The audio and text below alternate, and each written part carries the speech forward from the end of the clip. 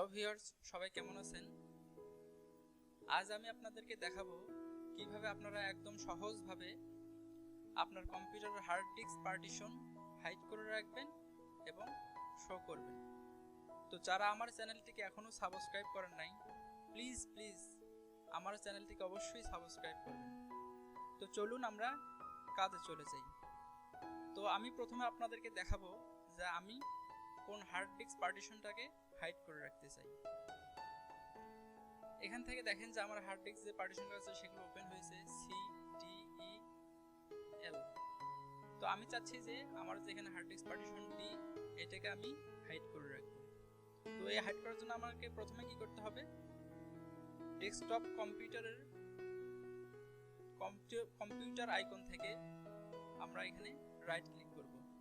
Right click করে এখানে আমরা এখান থেকে ম্যানেজ ক্লিক করব। ম্যানেজে ক্লিক করার পরে যে উইন্ডোটা ওপেন হবে এখান থেকে আপনারা ডিস্ক ম্যানেজমেন্ট এখানে ক্লিক করবেন। ক্লিক করার পরে আপনারা যে হার্ড ডিস্ক পার্টিশনটাকে হাইড করে রাখতে চান প্রথমে সেই হার্ড ডিস্ক পার্টিশনটাকে সিলেক্ট করবেন।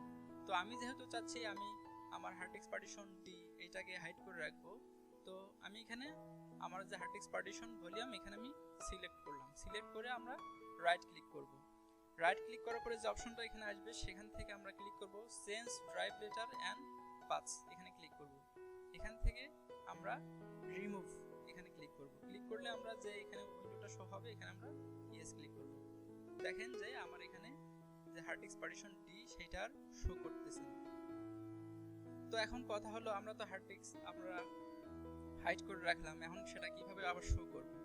তো শো করার জন্য আপনাকে সেম ওয়েতে এখানে এই অপশন আপনারা চলে আসবেন ডিস্ক ম্যানেজমেন্ট, এবং যে পার্টিশনটাকে আপনি হাইড করলেন সেখানে আবার আপনি সিলেক্ট করবেন। সিলেক্ট করার পরে আবার এখানে রাইট ক্লিক করবেন। রাইট ক্লিক করে সেম ওয়েতে change drive letter and paths এখানে ক্লিক করবেন। ক্লিক করার পরে এখানে দেখেন যে লেখা আছে একটা অপশন অ্যাড, এখানে ক্লিক করবেন। ক্লিক করলে এরকম একটা অপশন চলে আসবে। তো এখানে দেখেন যে D এটা হচ্ছে অ্যাসাইনিং লেটার আমার হার্ড ডিস্ক পার্টিশনের। এখান থেকে আপনি ইচ্ছা করলে এই লেটারটা চেঞ্জও করে দিতে পারেন। তো আমি চেঞ্জ করতেছি না, আগেরটাই ঠিক রাখবো। তো এখানে আমরা ওকে বাটনে ক্লিক করব। তাহলে দেখুন যে আমাদের হার্ড ডিস্ক পার্টিশন আবার শো করবে, এখনো করেনি কারণ আমি এটা একটু রিফ্রেশ করব। যদি রিফ্রেশ করি তাহলে দেখেন যে চলে আসছে নিউ ভলিউম D, তার মানে আমি যে হার্ড ডিস্ক পার্টিশনটাকে হাইড করে রেখেছিলাম সেটা আবার শো হয়েছে। তো ভিউয়ার্স, এই ছিল আমার আজকের এই ভিডিও।